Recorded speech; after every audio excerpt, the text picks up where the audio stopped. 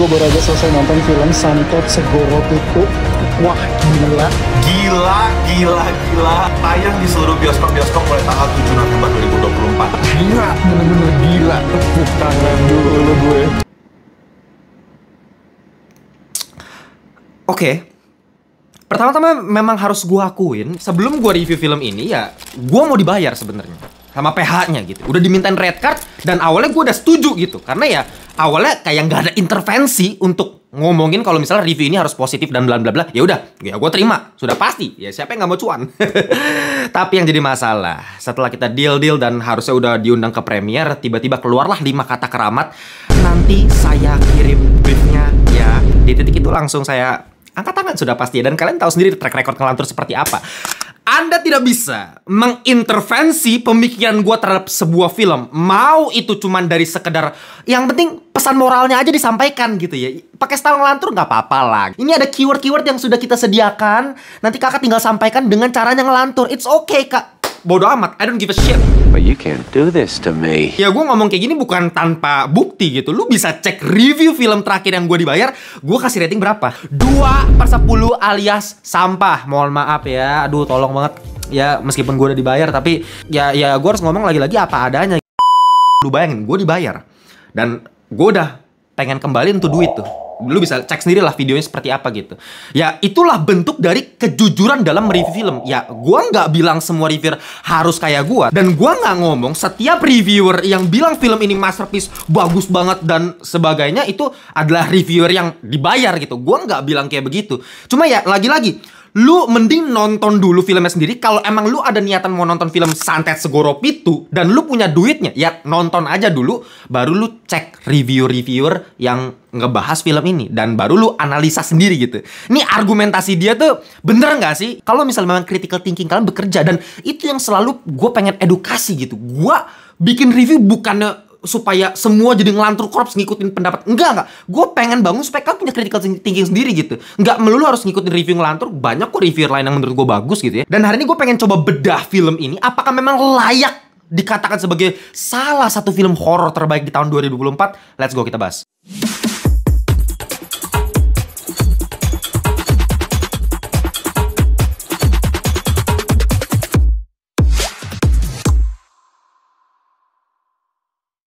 Welcome back to Ngelantur Indonesia, Skuy Nonton Skip Belum. Jangan lupa kalian semua, bersama host kalian Timothy Vidialo. Kita masuk di segmen review.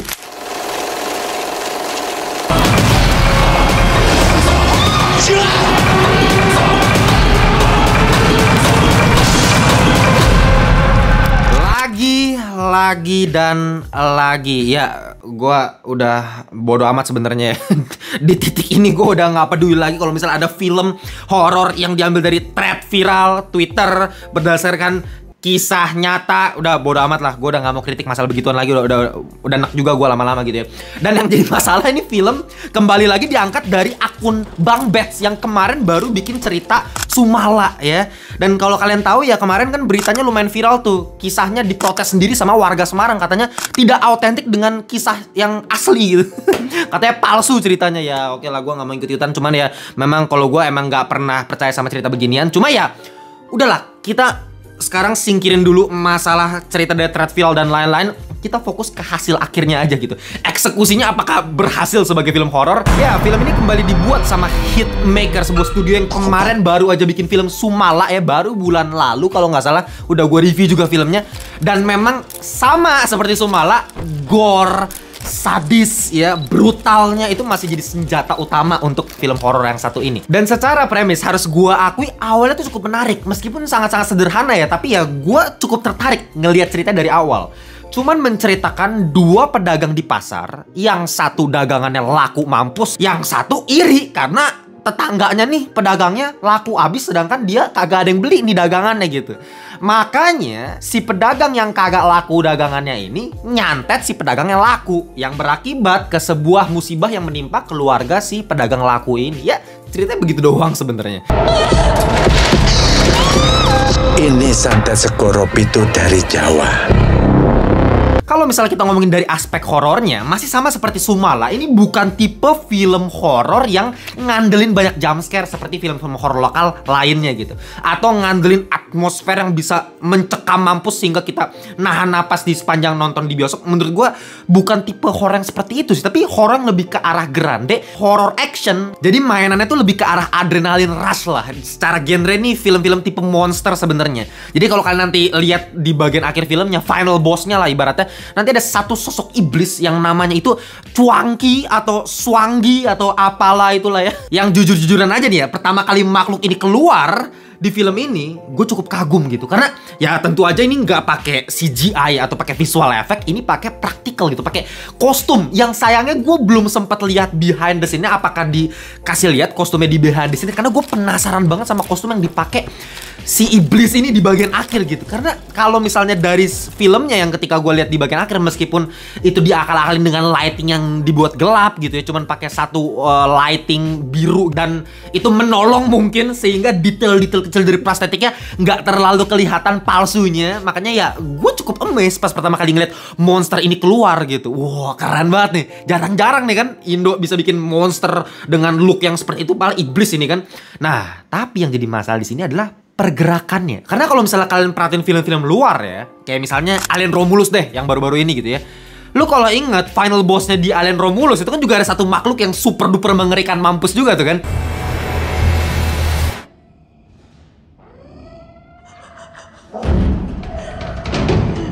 Itu full kostum juga tuh, itu pakai prostetik juga. Itu bahkan di behind the scene gue juga sempat lihat yang make kostum itu juga orang emang bekas pemain basket juga kan, kurus tinggi banget gitu, dipakein kostum. Anjing, ngeri banget tuh. Gue bayangin kalau misalnya gue ikut syuting Alien Romulus, anjing gue bisa ketar-ketir mampus ngelihat ada orang pakai kostum kayak begituan kan.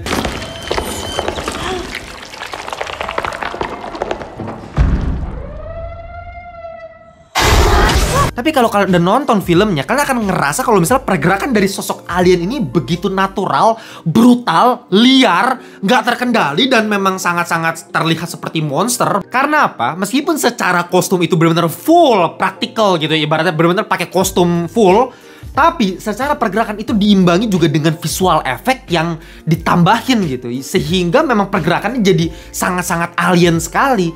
Nah, sedangkan ya lu tahu sendiri budget di Indonesia nggak seberapa gitu, nggak bisa untuk masukin visual effect.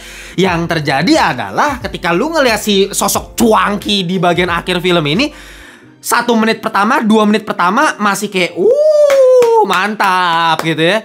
Masuk menit ke-5, anjing lah udah kayak masuk rumah hantu bos lu nonton film ini gitu. Ini mana bukan rumah hantu, rumah orang miskin. Orang tiap kali ada si Cuangki ini dia cuma kayak abis itu nanti sekali tabok, wah ada yang kelempar, bar gitu kan. Abis itu kayak terus sempet-sempetnya lah si adeknya namanya Shiva ini abis jatuh ketabok sama si iblis Cuangki ini, dia mengeluarkan kata-kata mutiara. Selesaikan ritualnya. Soalnya pengen dibuat berkorban gitu kan. Tapi kayak ketika dia ngomong gitu, kayak iblisnya cuma ngeliatin, begitu kan. Lagi-lagi ini yang jadi masalah. Ketika lu lagi pengen buat sebuah scene dengan intensi dramatis, tapi di satu sisi logikanya nggak masuk, intensi yang awalnya pengen lu buat dramatis malah menjadi cringe tingkat kritis. Dan yang paling parah gue temukan di sini visual effect di bagian akhir ketika iblis ini kebakar. Ini level CGI-nya menurut gue levelnya sinetron Indosiar sih, mohon maaf ya.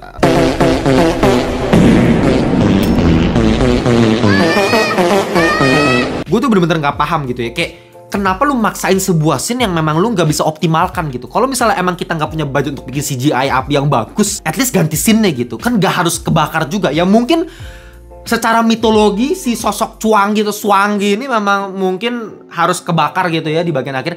Mungkin gitu kalau misalnya ada riset tersendiri. Cuman ya bisa lah menurut gue diakalin, entah jadi debu hitam gitu ya. Menurut gue akan lebih ngeblend gitu sama background yang mungkin gelap, akan lebih nggak terlalu kelihatan murahan dibandingkan lu pakai api yang jelas-jelas api kayak sinetron azab, men. Atau misalnya ya dari awal kan sosok iblis ini diperlihatkan dari bayangan gitu. Lu kalau perhatiin nonton film ini, dan ya bisa aja lu bikin misalnya kembali menjadi bayangan. Menurut gua akan terlihat lebih mulus dibandingkan lu mencoba maksa api gitu. kayak gue nonton terakhir series Agatha Olong ada iblis yang memang masih kelihatan CGI-nya itu Disney loh, Marvel loh. Ini kan Indonesia, lo tahu budget nggak seberapa, kenapa harus maksa pakai api? Itu jadi masalah banget sih menurut gue. Dan yang paling anehnya lagi kan ada scene ketika si Ardi sama Shiva ini harus ngumpulin air dari 7 titik yang berbeda. Dan ketika mereka harus ngumpulin itu dengan berhari-hari, dengan pindah dari satu lokasi ke lokasi yang lain, itu kan memang butuh durasi yang panjang ya kalau misalnya pengen nyeritain petualangan mereka untuk ngumpulin air-air tersebut. Makanya yang terjadi adalah dipersingkat gitu, karena memang kebutuhan durasi gitu ya. Ini bukan scene-scene yang penting lah ibaratnya. Gue paham arahnya ke arah mana, cuman yang gue rasain adalah jadi nanggung gitu. Lu ke tempat lokasi yang kesini, tiba-tiba nanti ada kepala orang kepenggal cuman kayak buat nangkut-nangkutin gitu ya. Terus tiba-tiba si Shiva kayak Mas Ardi gitu kan. Abis itu nanti pindah lagi ke lokasi yang lain, ketemu cewek ngesot gitu. Terus Mas Ardi begitu lagi. Terus nanti ketemu sama makhluk hitam di atas bukit gitu. Terus kayak Mas Ardi begitu lagi. Kayak padahal nih makhluk ini nggak nyerang apa-apa loh. Belum cuma kayak nakut-nakutin dong. Gue bener-bener gak ngerti kenapa harus dipaksa untuk dibikin scene-nya gitu. Terus lengah dikit nanti tiba-tiba lu dikasih air sama bawahannya Nyi Roro Kidul dengan kereta kencana ikonik gitu. Yang buat gue kayak kenapa harus dipaksain scene tersebut dibikin jadi scene beneran? Kenapa nggak dibikin montage aja? Ngerti kan montage maksudnya? Dibikin kompilasi gitu ya, scene-scene pendek aja dengan satu musik yang sama gitu ya. Jadi kayak dirangkum aja gitu, nggak usah diperjelas juga scene ini terus tiba-tiba scene ini terus scene ini gitu. Yang menurut gua nggak ada serem-serem, itu makhluk-makhluk kayak cuman kita serasa lagi-lagi kayak masuk rumah wahana hantu aja. Ya oke, gue ngerti kok arah filmnya pengen memamerkan gitu mitologi yang kita punya, makhluk-makhluk apa dari culture-nya Indonesia gitu. Gue paham gitu. Kalau misalnya gue pengen riset lebih jauh mengenai makhluk-makhluk yang dimunculkan di film ini, gue yakin bisa kita bedah satu-satu kok gitu. Nggak mungkin kayak cuman sekedar yaudah yang penting serem-sereman doang. Kayaknya ya ini cuman prediksi gue, kayaknya ada risetnya sendiri gitu, meskipun muncul cuma singkat doang ya. Cuma lagi-lagi buat apa kalau misalnya lu cuma muncul makhluk-makhluk itu secara singkat cuma buat nakut-nakutin doang, yang lagi-lagi kayak masuk rumah wahana hantu. Oke, sekarang kita lanjut lagi ya ke masalah kedua nih. Nah ini juga salah satu sektor yang sangat-sangat mengganggu, masalah acting. Ya, satu karakter yang gue yakin semua orang yang menonton film ini, lu mau reviewer dibayar atau apapun itu, lu nggak bisa ganggu gugat kalau misalnya ini actingnya jelek banget. Yaitu adik si paling bungsu ya di keluarga si pedagang yang laku ini ya, yang kena santet ini gitu. Actingnya parah banget, udah nadanya datar, mukanya kagak ada ekspresinya sama sekali. Lu bayangin lagi teriak kesakitan. Ini scene yang harusnya bisa membuat penonton tegang karena cukup gore, lagi-lagi secara praktikal make up berhasil menurut gua, masih sama seperti Sumala. Tapi yang jadi masalah acting si bocil ini nggak banget sih men. Lu bayangin lagi kesakitan tapi teriakannya kayak sakit.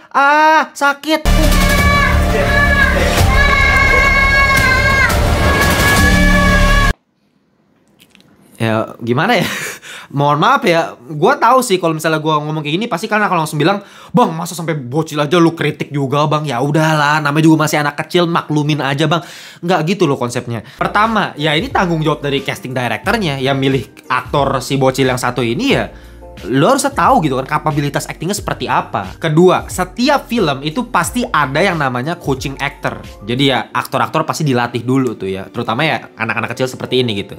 Karena gue juga pengalaman dulu, gue pernah main sinetron Jagoan Silat. Dan ya cukup berapa lama ya, lama banget tuh ya, kayak 5 bulan atau berapa bulan gue dilatih acting dulu gitu.